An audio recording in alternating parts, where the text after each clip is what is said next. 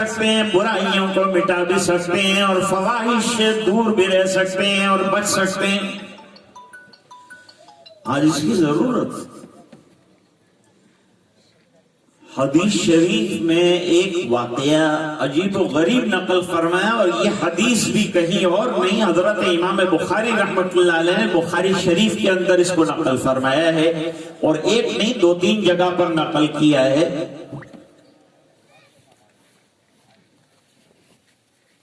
قبیلہ دوس ایک بڑا قبیلہ ہے عرب کا،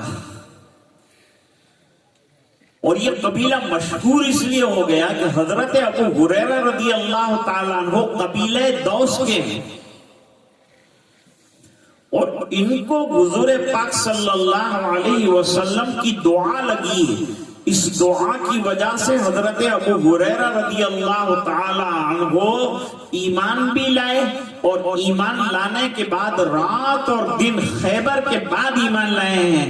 بہت کم ٹائم ملا ہے، لیکن امت کی خدمت میں 5374 احادیث کا بے شمار تحفہ پیش کیا ہے، جو آج امت پڑھ رہی ہے اور علماء پڑھ رہے ہیں اور مدرسوں میں پڑھایا جا رہا ہے۔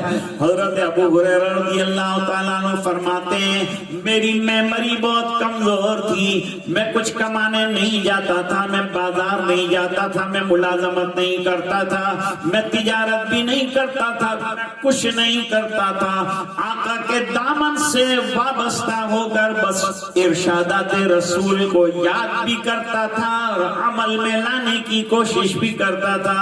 صحابہ کرام کا بڑا کارنامہ یہ ہے کہ انہوں نے خالی سرکار کے ارشادات کو دیکھا نہیں ہے، بلکہ ان کو اپنی زندگی میں سمو لیا ہے، عملی طور پر اتار لیا ہے۔ اس بنا پر وہ مریض تھے اور ڈاکٹر بن گئے۔ دنیا میں کوئی بیمار ہو تو اسپتال جاتا ہے، اسپتال میں علاج کرتے ہیں، آئی سی یو کے اندر رکھتے ہیں، پھر اچھا ہو جاتا ہے۔ شافی اللہ ہے، شفا دینے والے اللہ ہیں۔ اسباب کے طور پر دوائیوں کا استعمال ہے جس کی شریعت نے اجازت دی ہے، علاج کیجئے، منع نہیں ہے۔ خود حضور پاک صلی اللہ علیہ وسلم نے اپنے علاج کیے ہیں اور امت کو علاج کے طریقے بتائیں، کہیں شہد کے ذریعے سے علاج بتایا، کہیں کلونجی کے ذریعے سے علاج بتایا، کہیں علاج بتایا کہ بھئی پچنا لگایا جائے۔ آج پچنا کتنا لگایا جا رہا ہے، ایک بڑا سینٹر بن گیا ہے دنیا کپنگ کا۔ کپنگ کے معنی یہ خراب خون کو اندر سے نکال کر، فاسد خون کو نکال کر جسم کو صحت مند بنانا، اس کا نام پچنا لگانا ہے، اس کو انگریزی میں کپنگ کہتے ہیں۔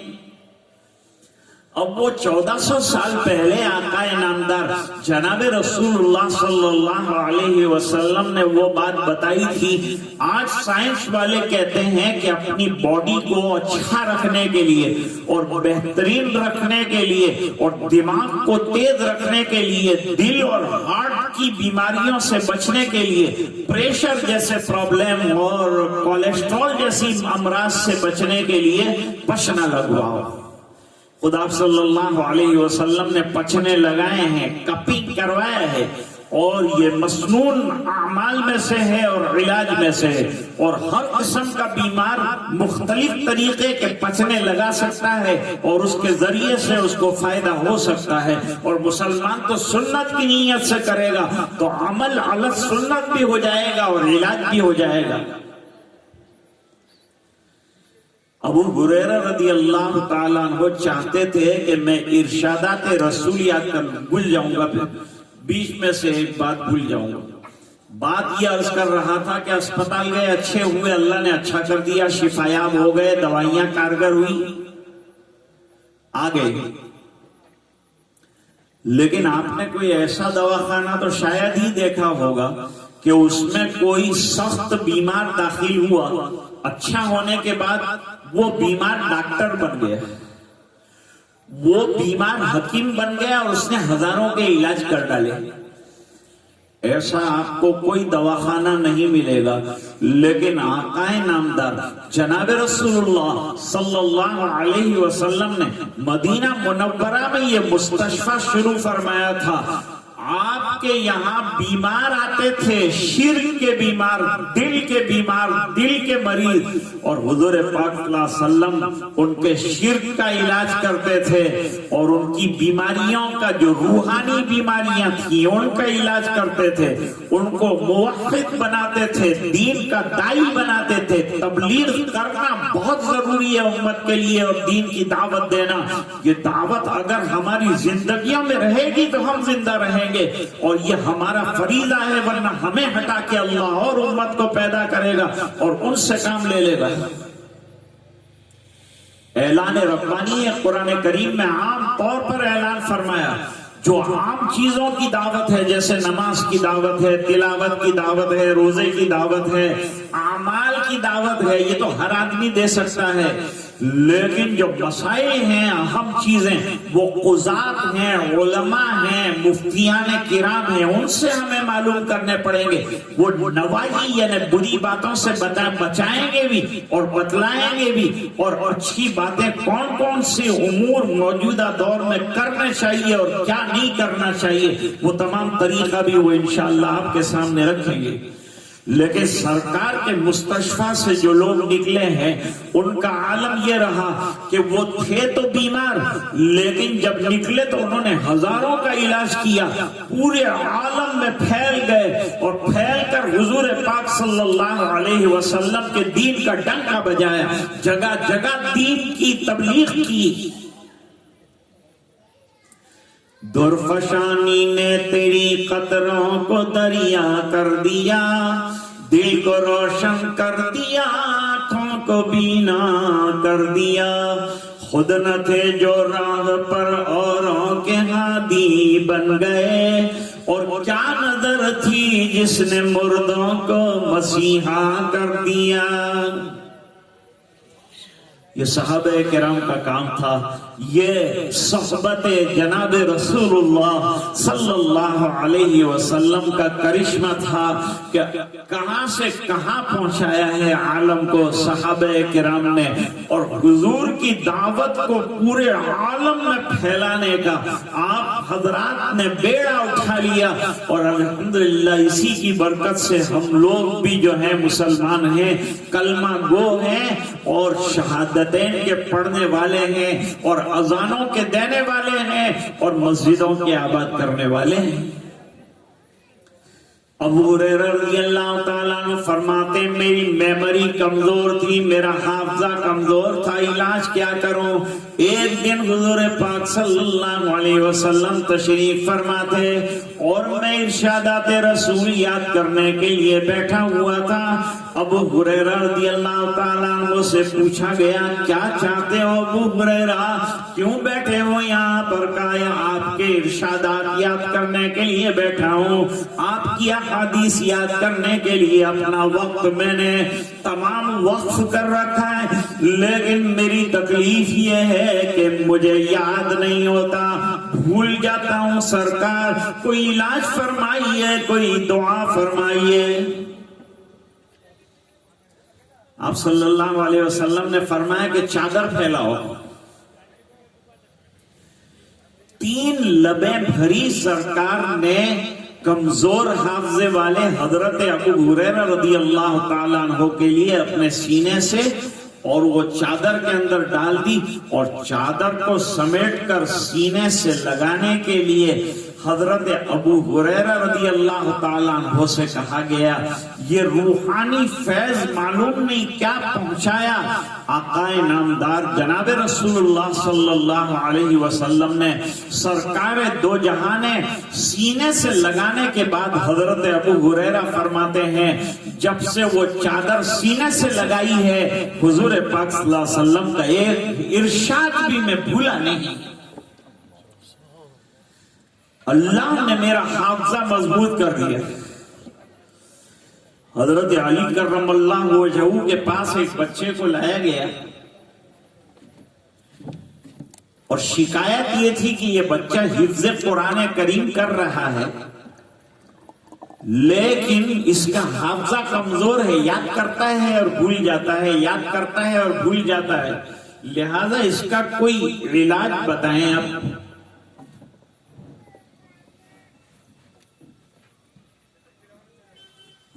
حضور پاک صلی اللہ علیہ وسلم کے چہیتے چچا زاد بھائی حضرت علی کرم اللہ وجہہ اور داماد، اللہ نے بڑے علوم سے نوازا تھا حضرت علی رضی اللہ تعالیٰ عنہ کو۔ کیا علاج بتایا جانتے ہو؟ ہمیں تو سمجھ میں بھی نہیں آئے گا کہ یہ کیا علاج ہوا۔ فرمایا کہ مسواک کیا کرو، اس بچے کو کہو کہ زیادہ سے زیادہ مسواک کرے۔ مسواک ایسی عملی سنت ہے کہ جناب رسول اللہ صلی اللہ علیہ وسلم کا آخری عمل دنیا سے جاتے جاتے آخری جو عمل رہا ہے وہ مسواک رہا ہے۔ آج مسلمانوں نے مسواک کو بھی چھوڑ رکھا ہے، سنتوں کو چھوڑ رکھا ہے۔ سنتوں پر عمل دنیا اور آخرت کی کامیابی کا ضامن ہے، اور یہ بات نکاح کے خطبے میں ہم لوگ جو آیت پڑھی جاتی ہے اس کے اندر سنتے بھی ہیں۔ اللہ تعالیٰ ارشاد فرماتے ہیں وَمَن يُطِعِ اللَّهَ وَرَسُولَهُ فَقَدْ فَازَ فَوْزًا عَظِيمًا۔ جو اللہ کی اطاعت کرے گا، اللہ کے احکام پر عمل کرے گا، اللہ کے حکم پر چلے گا اور حضور پاک صلی اللہ علیہ وسلم کی اتباع کرے گا، اللہ فرماتے ہیں بس وہ کامیاب ہے۔ کامیابی تلاش کرنے جانے کی ضرورت نہیں ہے، کامیابیاں اس کے دروازے پر آ جائے گی۔ شرط یہ ہے کہ اس کی زندگی میں سرکار کی ادائیں اور سنتیں آ جائے، کسی سنت کو معمولی نہ سمجھے، ہر سنت اپنی جگہ انتہائی طور پر قیمتی ہے۔ اب سائنس والے بھی ماننے لگے ہیں اور انہوں نے بھی سنتوں کی چھان بین کی۔ ایک ڈاکٹر جو تھا وہ پرواز کر رہا تھا، ہوائی جہاز سے کسی جگہ جا رہا تھا، دوران سفر ابھی وہ ایئرپورٹ پر تھا اور ایئرپورٹ پر ایک آدمی وضو بنا رہا تھا واش روم میں۔ وہ کھڑا ہو گیا، دیکھتا رہا۔ پھر یہ ہوا کہ تھوڑی دیر کے بعد اس نے گردن کا مسح کیا، مستحب ہے، گردن کا مسح کیا۔ یہ جو شخص تھا جس کا بھی ہوائی جہاز ہے تھوڑی دیر میں، یہ دماغ کا ڈاکٹر تھا۔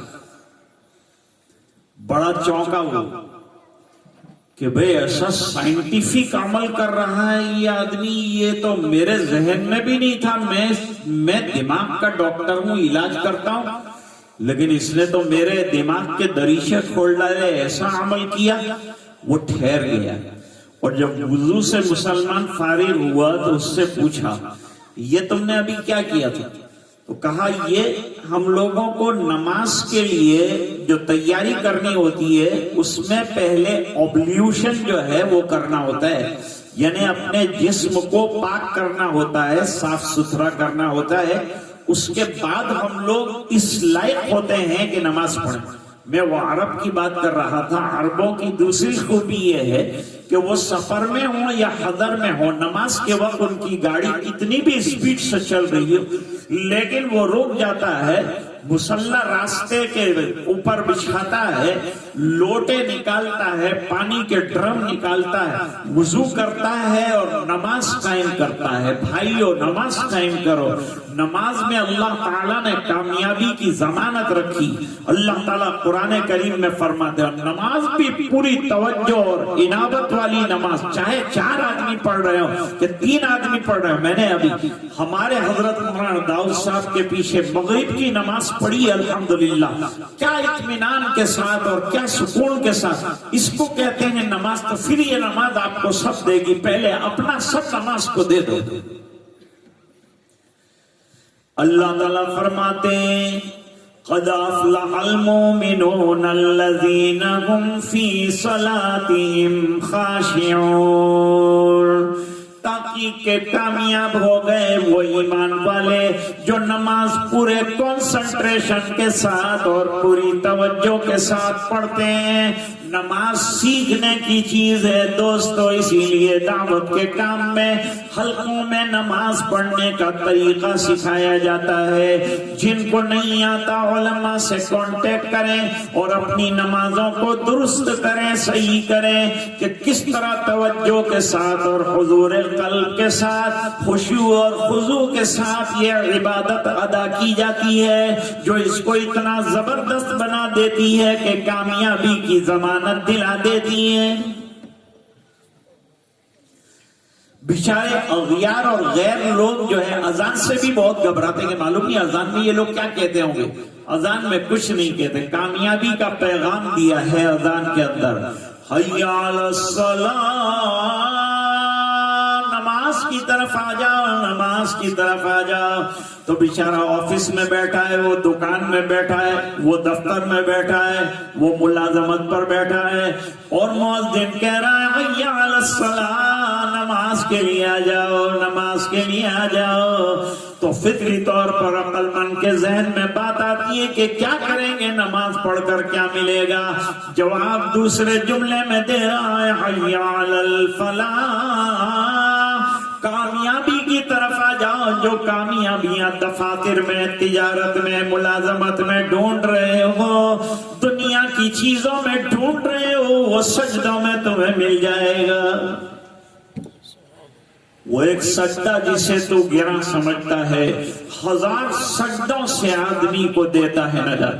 اس کو بلایا یہ تمام تحقیق کرنے کے بعد، کہا بہت سائنٹیفک ہے آپ کا مذہب، کس نے آپ کو، کون سے سائنسدان نے یہ گردن کے اوپر مسا کرنے کو بتایا؟ کیونکہ جتنی رگیں ہیں جو دماغ میں جاتی ہے پیچھے سے، اسپائن میں سے ہوتی ہوئی، وہ تمام کے تمام رگیں جو ہے وہ گردن میں سے ہو کر جاتی، اور جب پانی کا ویب سائٹ اس کے اوپر لگتا ہے تو جتنی رگیں ہیں وہ تمام ایکٹیو ہو جاتی ہیں اور بلڈ دماغ تک پہنچنا شروع ہو جاتا ہے، اس کا سرکولیشن ٹھیک ہو جاتا ہے۔ آج کل دماغ کے امراض، ڈپریشن اور طرح طرح کی بیماریاں ہیں، علاج وضو کے اندر اللہ تعالیٰ نے رکھا ہے۔ کہا کسی سائنسدان نے تم کو اچھا عمل بتایا؟ فرمایا سائنسدان نے نہیں بتایا، آج سے 1400 سال پہلے سائنسدانوں کے سائنسدان آقا نامدار جناب رسول اللہ صلی اللہ علیہ وسلم نے بتایا۔ جس قدر تسخیر خورشید و قمر ہوتی گئی، زندگی تاریک سے تاریک تر ہوتی گئی، اور کائنات ماہ و انجم ڈھونڈنے کے شوق میں اپنی دنیا سے یہ دنیا بے خبر ہوتی گئی۔ اگر چاہتے ہیں کہ باخبر ہو جائیں تو سنتوں سے باخبر ہو جائیے، حضور پاک صلی اللہ علیہ وسلم کے ارشادات سے باخبر ہو جائیے، ایک ایک سنت کو تلاش کیجئے اور اس کو زندگی میں اتارنے کی اپنی طرف سے پوری محنت اور کوشش کیجئے۔ جیسے مال کمانے کی انسان کوشش کرتا ہے، تجارت میں حاصل کرنے کی کوشش کرتا ہے، پرموشن کی کوشش کرتا ہے، اس طرح دین میں آگے بڑھنے کی کوشش کرنا چاہیے۔ ہم لوگ 2 قدم چلتے ہیں بس بہت ہو گیا، جنت مل جائے گی، اتنا کر لیا اپنوں نے۔ دنیا میں ہم ٹاپ لیول کی سب چیزیں چاہتے ہیں، مکان ہو تو ٹاپ لیول کا ہو، میری گاڑی ہو تو ٹاپ لیول کی ہو، میرا ڈریس ہو تو بہترین ڈریس ہو، میرے پاس خوشبو ہو تو بہترین ہو، میرا جوتا ہو تو بہترین ہو۔ تو دوستو محنت یہ کرو کہ جب جنت اللہ عطا فرمائے تو بہترین جنت اللہ تعالیٰ عطا فرمائے، اور بہترین جنت کے لیے بہترین اعمال کی ضرورت۔ سوچ کر اس نے کہا کہ اگر تھوڑا سا وقت میں رہا ہوتا، تم سے یہ اوبلیوشن کا طریقہ سیکھتا تو خدا کی قسم میں ایمان قبول کرنے کے لیے تیار ہو جاتا۔ اتنی بہترین بات تم کو 1400 سال پہلے بتائی ہے، دین میں اتنا آگے تھا تمہارا دین، سائنس کے اعتبار سے دیکھا جائے تو قرآن سائنس کی کتاب نہیں ہے، اخلاق کی کتاب ہے، انسان کو انسان بناتی ہے اور بندے کو رب سے ملانے والی کتاب ہے قرآن کریم۔ ان ھذا القرآن یہدی للتی ہی اقوم ویبشر المؤمنین الذین یعملون الصالحات ان لهم اجرا کبیرا۔ خوش ہونا چاہیے قرآن کریم کے ملنے پر، خوشیاں مناؤ۔ اللہ تعالیٰ قرآن میں فرماتے ہیں قُلْ بِفَضْلِ اللَّهِ وَبِرَحْمَتِهِ فَبِذَلِكَ فَلْيَفْرَحُوا هُوَ خَيْرٌ مِّمَّا يَجْمَعُونَ۔ میں طفیل ابن عمرو دوسی کی بات کر رہا تھا۔ زمانہ جاہلیت میں بھی چند چیزیں ملت ابراہیمی کی موجود تھی، جن میں سے حج اور عمرہ بھی تھا۔